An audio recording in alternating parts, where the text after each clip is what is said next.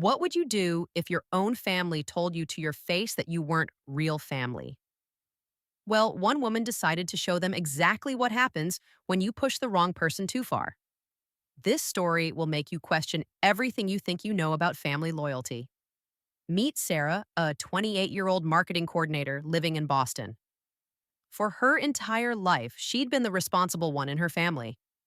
While her siblings got endless financial support and second chances, Sarah worked two jobs to pay for college, graduated with honors, and built a stable life completely on her own. But despite all her achievements, she always felt like an outsider in her own family. Her sister Emma, 4 years older, was the golden child who could do no wrong. Multiple college dropouts? No problem. Mom and dad still supported her. Crashed her car while texting? They helped buy her a new one. Meanwhile, when Sarah's 12-year-old Honda broke down, her parents told her she should have planned better. Then there was her brother Mike, who worked for their dad's construction company without any qualifications whatsoever. He wasn't mean like Emma, but he always sided with her to keep his comfortable position in the family hierarchy. Now, here's where things get interesting. 6 weeks before this story unfolds, Sarah's parents announced they were taking a Caribbean cruise to celebrate their 35th wedding anniversary. Everyone seemed excited, and Sarah genuinely shared that excitement. She even offered to help with the bookings through her employee discount at the travel agency where she worked. For weeks, Sarah spent her personal time arranging the perfect vacation: cabins, excursions, dining reservations, upgrades, special perks. She used her professional connections to make this the trip of a lifetime for her family. Not once during those planning sessions did anyone hint that she wouldn't be joining them. But then came that Sunday dinner that changed everything. Sarah arrived at her parents' house with a $100 bottle of wine, a significant splurge for someone on a careful budget. The evening started normally enough. Family chatter, good food, the usual dynamics. During dinner, Sarah mentioned how excited she was about the cruise, specifically talking about the snorkeling spots she'd researched in Grand Cayman. That's when the room went silent. Emma snorted with laughter. "Oh, you thought you were coming," she said, exchanging amused glances with Mike. Sarah's fork froze halfway to her mouth. "What?" Then her father delivered the knockout punch. "It's for real family, kiddo. You know, the four of us." The four of them. Not five. Never five. Emma laughed even harder. "Yeah, we needed your discount. That's why we had you make all the arrangements. Did you seriously think you were invited? God, that's sad." Her father joined in the laughter. "We appreciate the help with the bookings, though. Saved us a bundle." Sarah felt like she'd been slapped. The room seemed to tilt sideways as blood rushed in her ears. But somehow she maintained her composure. Years of practice, I suppose. She even helped clear the dishes after dinner, listening to them excitedly discuss their packing plans while she died inside with each passing minute. That night, Sarah barely slept. By morning, something had fundamentally changed. The hurt remained, but alongside it grew something new: white-hot, clarifying anger. She called in sick to work for the first time in 3 years. As she lay in bed, her phone buzzed with a text from her mother. "Thanks for your help with dinner last night. Dad loved the wine." No acknowledgement of what had happened, no apology, just more dismissal. That's when Sarah noticed something crucial. Her laptop was still open to the cruise booking confirmations. Everything was still in her name. Every reservation, every detail, all arranged through her work account and personal email. The remaining balance wasn't due until 72 hours before departure, and she was listed as the primary contact for all modifications.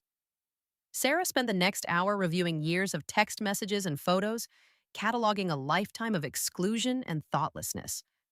The birthday parties she wasn't invited to, the family vacations planned when she couldn't attend, the group photos where she was always on the edge, easy to crop out. She researched cancellation policies and modification procedures. As a travel agent, she had access to systems most customers never saw. Instead of canceling the cruise, which would trigger immediate notifications, she decided to modify everything just enough to create confusion. 3 days before departure, Sarah implemented her plan. She changed all reservations to start one day later than originally booked. She switched the names on. bookings making her father the companion rather than the primary traveler. She rerouted confirmation emails to her alternate account and placed a temporary hold on the credit card charge. Then she took 2 weeks of personal leave citing mental health time and disappeared to a remote cabin in the White Mountains of New Hampshire. The morning her family was supposed to leave for their cruise, Sarah sat on the cabin's porch swing, watching the sunrise paint the mountains golden pink. At 9:47 a.m., her phone exploded with messages. There's a problem with the reservation. They're saying it's not in the system for today. We've been standing here for 45 minutes. Has anyone called Sarah? She handled all the bookings. The messages continued as their situation deteriorated. No flight today, no cruise reservation. Credit card verification failed. By noon, they realized they'd missed the entire trip. The airline offered to rebook them at additional cost, but that would mean missing the cruise ship's departure entirely. Emma was the first to connect the dots. Has anyone heard from Sarah since Sunday dinner when we told her she wasn't coming with us? By evening, the family chat had become a battlefield. Emma posted furious voice messages. You did this on purpose, didn't you? Always the victim. Well, you've shown your true colors now. Dad's out thousands of dollars and Mom hasn't stopped crying. Mike tried a gentler approach. Sarah, if you're reading these, please just call us. Whatever happened, we can figure it out. Their mother sent private texts. Sweetheart, please call. We're worried about you. Only their father remained silent after his initial voicemail, and Sarah knew that silence meant trouble. For the next week, Sarah hiked mountain trails, read books, and slept better than she had in years. She watched the messages pour in as her family dealt with hotel costs, rebooking fees, and the mounting expense of their non-vacation. When she finally returned to face them, the confrontation was explosive. They accused her of being vindictive and immature. She laid out decades of unequal treatment, forgotten birthdays, and casual cruelty. Her father threatened consequences. Her mother made excuses. Emma played the victim. But something unexpected happened. Mike, her brother, stood up and said, "She's right. About all of it. We've treated her terribly, and I'm sorry." That moment of acknowledgement nearly broke Sarah's composure. It was the first time anyone in her family had truly validated her experience. The aftermath wasn't immediate forgiveness and happy endings. There were weeks of silence, tentative reaching out, and slow, painful conversations. Sarah's mother was the first to offer a real apology, acknowledging years of unfair treatment. Her father took longer, his pride wounded, but eventually began to show genuine effort to change. Even Emma, the most resistant, slowly began to acknowledge her behavior, though progress was measured in baby steps. 6 months later, as Sarah helped prepare Easter dinner in her parents' kitchen, she marveled at how much had changed. New family photos hung on the walls, including several of her that had been absent before. Weekly coffee dates with her mother had become cherished rituals. Her father had helped her move apartments without complaint. Even Emma had started asking about Sarah's life instead of only talking about herself. They were planning another cruise for Thanksgiving, and this time Sarah was genuinely included from the start.